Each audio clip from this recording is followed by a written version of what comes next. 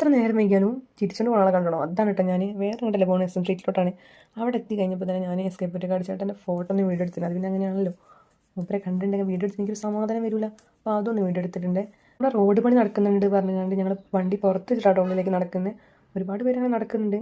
അതൊന്നുമല്ല ഗൈസ്, ഞാൻ അവിടെ എത്തി കഴിഞ്ഞപ്പോഴാണ് കാണുന്നത് ഒരുപാട് വണ്ടീൻ്റെ ഉള്ളിലേക്ക് വരുന്നുമുണ്ട്, പിന്നെ ഒരുപാട് വണ്ടി അവിടെ നിർത്തിയിട്ടിട്ടുണ്ട്.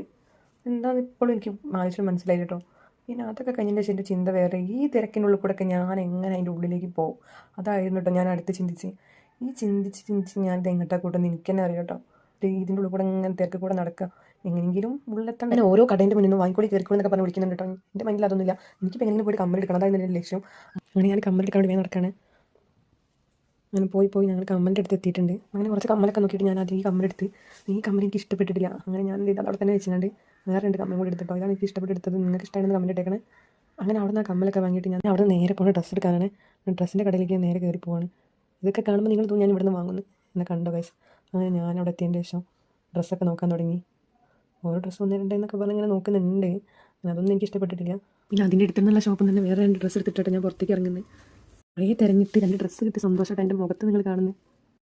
അത് പിന്നെ അങ്ങനെയാണല്ലോ, അത്രയും തിരക്കിനുള്ളിൽ നമുക്ക് 2 ഡ്രസ്സ് ഇട്ട് നമുക്ക് സന്തോഷമാണല്ലോ. അങ്ങനെ അതൊക്കെ കഴിഞ്ഞ് ഇറങ്ങിയതിന് ശേഷം മാനന്തവാടി സ്ക്വയറിന് ക്രിസ്മസിൻ്റെ ഭാഗമായിട്ട് പരിപാടിൻ്റെ ഒരുക്കങ്ങളൊക്കെ നടക്കുന്നുണ്ട്. അപ്പോൾ അതൊക്കെ ഒന്ന് ഞാനൊന്ന് വീഡിയോ എടുത്തേ. അപ്പോൾ അതൊക്കെ കഴിഞ്ഞതിന് ശേഷം ഫുഡൊക്കെ കഴിച്ച് കഴിഞ്ഞിട്ട് നേരെ പോകുന്നത് ബീച്ചിലേക്കാണ്. കോഴിക്കോട് വന്നു കഴിഞ്ഞാൽ ബീച്ചിൽ പോകണം, അത് നിർബന്ധമാണ്.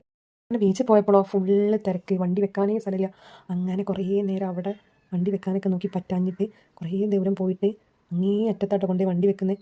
വയറ് ഫുള്ളായിട്ടുള്ളതുകൊണ്ട് തന്നെ ഞാൻ ഒരു ഗ്ലാസ് സർബത്ത് മാത്രമാണ് കുടിച്ചിട്ടുള്ളൂ. ഞാൻ ആദ്യമായിട്ടാണ് ബീച്ചിൽ പോയിട്ട് ഒന്നും കഴിക്കാൻ സർബത്ത് മാത്രം കുടിച്ചിറങ്ങുന്നത്. അങ്ങനെ അത് കഴിഞ്ഞതിന് ശേഷം നേരെ നോക്കിയപ്പോൾ കണ്ടത് ഏട്ടൻ മീൻ വളർത്തുന്നതാണ്. ഒരുപാട് ഫൈറ്ററൊക്കെ ഉണ്ട് അതിൽ, അക്വേറിയം അതൊക്കെ നോക്കി നിന്ന്. പിന്നെ നേരെ പോയത് കടലിൻ്റെ അടുത്തേക്കാണ്. അപ്പോഴാണ് സൺസെറ്റ് കാണുന്നത്. നല്ലൊരു അടിപൊളി വ്യൂ തന്നെ ആയിരുന്നു കേട്ടോ. അപ്പോൾ ഞാൻ അതിന് നേരെ നോക്കിക്കൊണ്ട് ആസ്വദിച്ച് നടക്കുകയാണ്. എനിക്ക് ഭയങ്കര ഇഷ്ടമാണ് വൈകുന്നേരം നേരത്തെ ഈ സൺസെറ്റ് കാണാൻ വേണ്ടിയിട്ട്. അപ്പോൾ ഞാൻ അത് നോക്കിക്കൊണ്ട് ഇങ്ങനെ നടക്കുകയാണ്. നല്ലൊരു വൈബ് തന്നെ ഇരുന്നു കേട്ടോ. അത് വൈകുന്നേരം നേരത്തെ സൺസെറ്റും കണ്ടിട്ട് ഇങ്ങനെ നടക്കാൻ. അവിടെയൊക്കെ ആൾക്കാർ കുറവായിരുന്നു കേട്ടോ.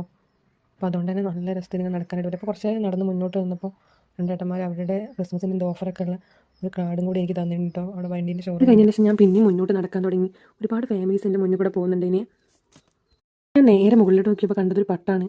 എന്നൊക്കെ കുറേ നേരം നോക്കിയപ്പോൾ ഇതിപ്പോൾ ആരെ പാർത്താണ് വെച്ച് നോക്കിയപ്പോൾ നമുക്ക് കാണുന്നത് എന്താ, കുഞ്ഞു മാമിയും ഒരു അമ്മയും കൂടി പട്ടം പറത്തുന്നതാണ്. അതെനിക്ക് നന്നായിട്ട് ഇഷ്ടപ്പെട്ടു. അപ്പോൾ അത് ഞാൻ കുറേ നേരം അതെന്നെ നോക്കി നിന്നിട്ടോ. അതൊക്കെ കഴിഞ്ഞതിന് ശേഷം വേഗം വീട്ടിൽ പോകാറിട്ട് അവിടെ നിന്ന് വേഗം ഇറങ്ങി പോയി. കുറച്ച് കഴിഞ്ഞതും ഭയങ്കര ബ്ലോക്ക്.